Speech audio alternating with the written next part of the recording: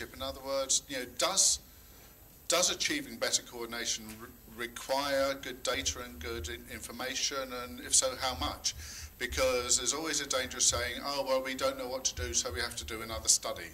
I mean, when is enough enough? What's the, if you like, what we call optimal ignorance? How little do you need to know rather than how much do you need to know to achieve this? Thanks, John. I think coming from a scientific perspective, I think as a scientist, the biggest challenge that we face is uncertainty. We really do not know what this new climate will look like as we move beyond, say, 2050, and that's really the time frame in which we're going to be planning for the future. I think also with the current situation, particularly when we're talking about water resources, and it's past data that we use to predict the future. What we do know is that past data may become irrelevant because the future will become extremely uncertain with regard to hydrological responses. So how do we actually deal with it? I think that's a challenge that we as scientists are trying to come to grips with.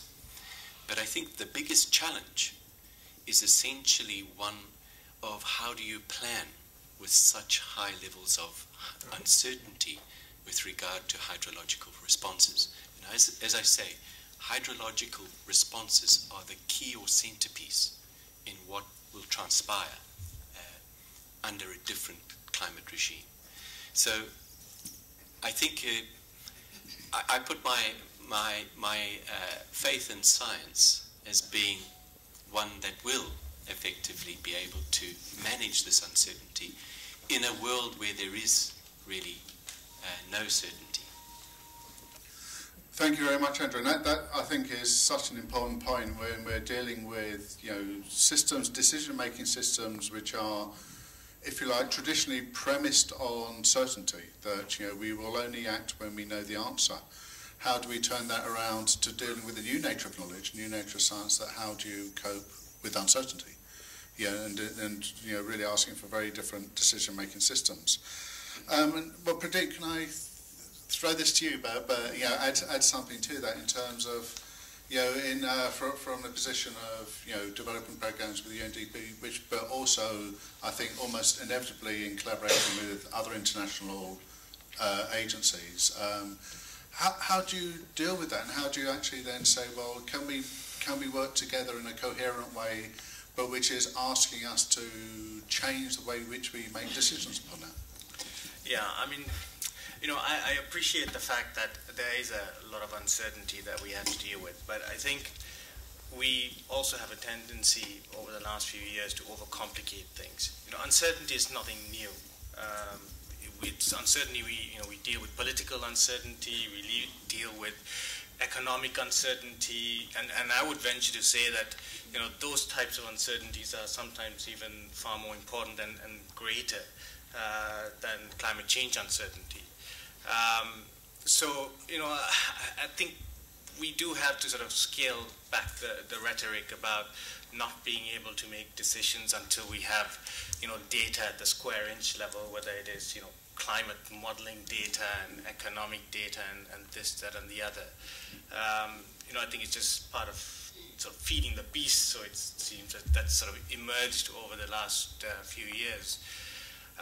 There are obviously some practical things that we can do, and I think I don't think that it's something that any of us in this room are not aware of. It's just that these basics are not being done. Employing some kind of rigorous frameworks to understand issues, understanding the boundaries within which we operate, the pressure points within the system that has to be dealt with in order for decisions to be made. These are very practical things that we can do. We do anyway for managing a lot of things. And as far as, I mean, we support a number of countries, planning ministries, sector ministries, to manage risks, climate change risks.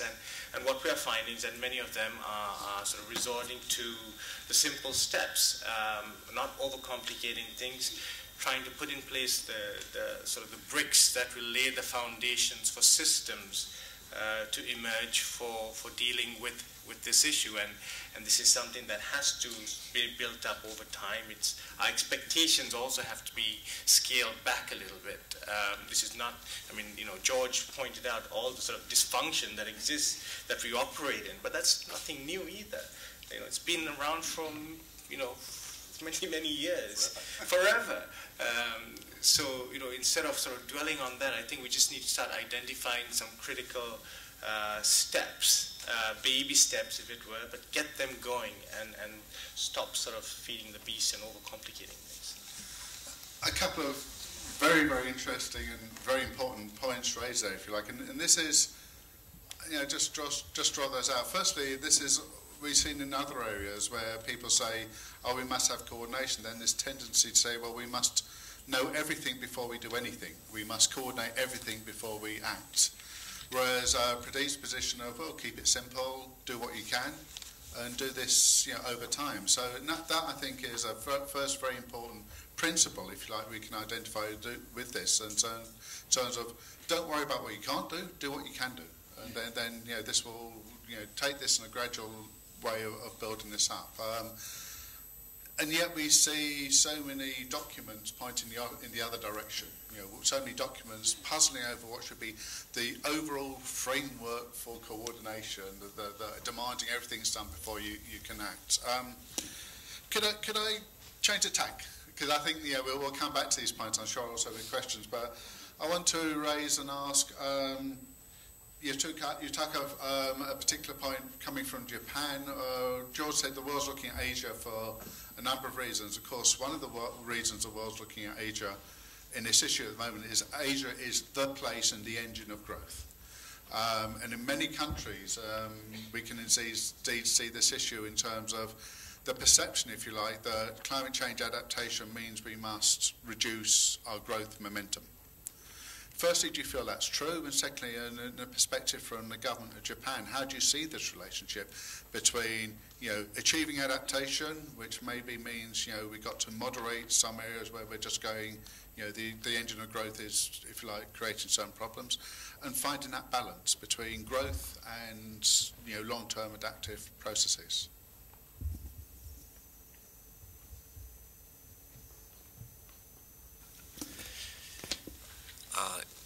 I'm in charge of coordination of climate change policies in Japan. My ministry is something like a coordination ministry, and adaptation policy is quite new in Japan also. And now I'm in charge of coordination to develop the adaptation policy. And in this regard, yes, my colleague already addressed the uncertainties, and actually government of Japan, my colleagues has some similar difficulties relating uncertainties on climate change. But on the other hand, my colleague from UNDP New York, on the other hand, he told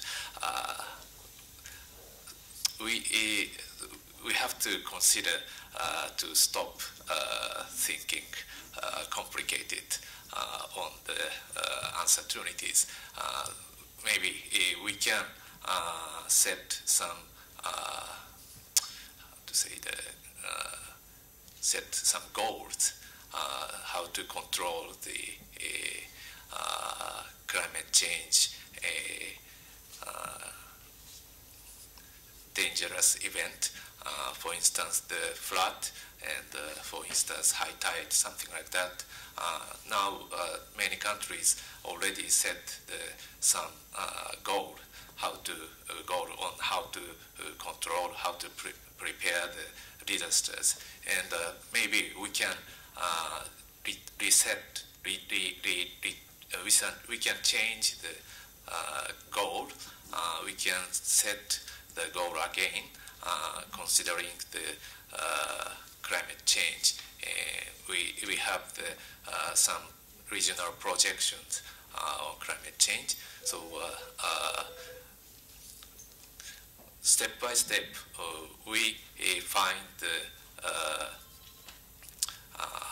some solutions toward climate change adaptation. Thanks very much. I think that's a very interesting perspective from the experience of Japan in terms of saying, well, we don't need to coordinate everything, but if we can work together to agree, if you like, an overarching framework of goals, then we can, that sets a framework for coordination. That means, we don't have to meet every day to agree everything, if you like, but those goals are informed and they're shared and they're based on an understanding that, the relative responsibilities of different parts of the government, I guess other actors in society as well. They can work independently to achieve that framework, that same framework. So that gives, if you like, one mechanism, and one which I guess is not going to be as complicated as many other mechanisms for agreeing a framework that one can work together in. Chiang, could I ask you now?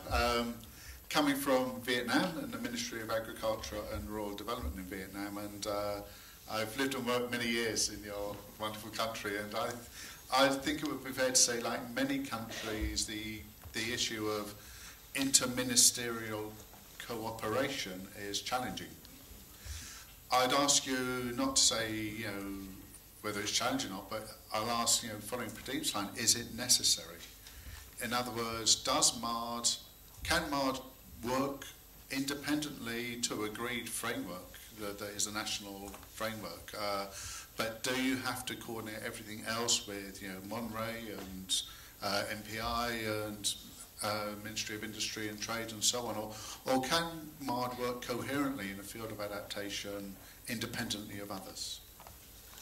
Thank you, John. As I came from the Ministry of Agriculture and Rural Development in Vietnam, and in Vietnam, agriculture and rural development consists of 6 subsectors. It's also crop production, forestry, fishery, aquaculture, water resources management.